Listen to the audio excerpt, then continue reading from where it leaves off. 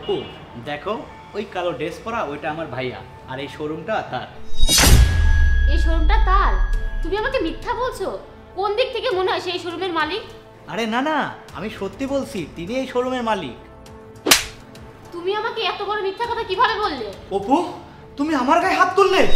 হ্যাঁ, হাত না তুলে আমি কি তোমাকে হুজুর হুজুর করব?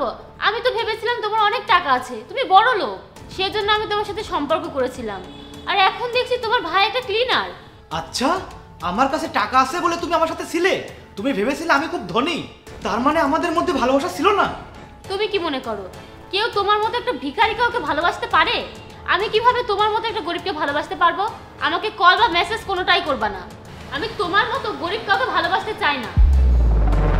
অপর্ণা শোনো।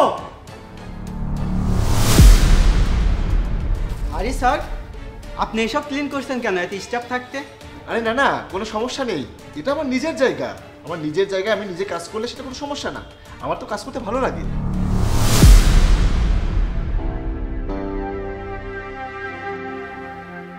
কিরে ভাই, মন খারাপ কেন? সবকিছু ঠিক আছে তো? কিছুই ঠিক নেই ভাইয়া। আরে বাইকের জন্য মন খারাপ করছিস? আরে ভাই, আমি টাকার ব্যবস্থা করেছি, তোর বাইক আসবে।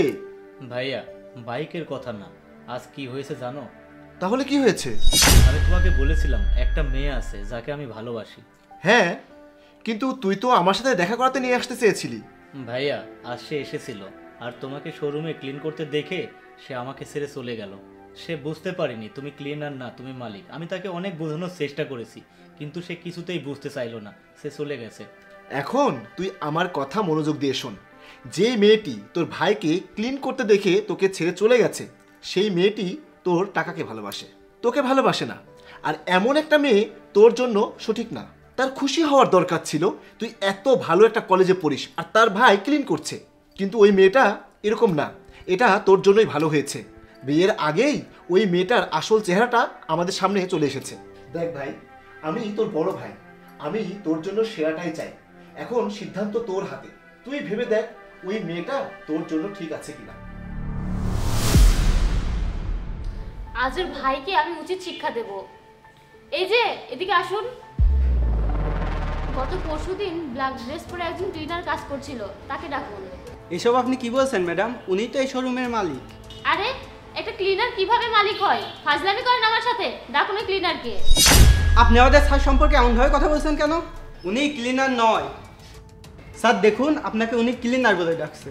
আরে তাতে কি হয়েছে? সে তো সঠিক কথাই বলেছে। সে একজন ক্লিনারকে ক্লিনার বলে না ডাকলে কি বলে ডাকবে?